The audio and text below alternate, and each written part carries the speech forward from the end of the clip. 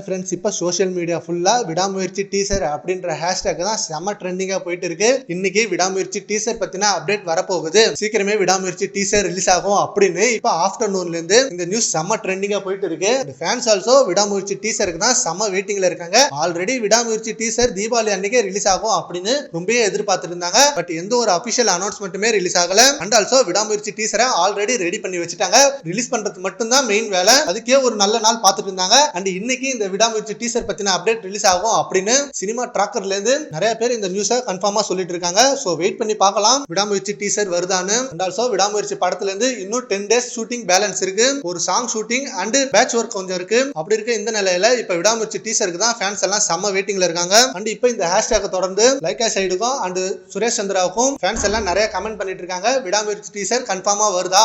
இப்ப சோஷியல் மீடியால நிறைய அப்டேட் போயிட்டு இருக்கு. இது உண்மையா அப்படின்னு விடாமுயற்சிக்கு அப்புறம் முடிவான குட் பை அக்லி படமே இன்னும் 5 days தான் ஷூட்டிங் இருக்கு.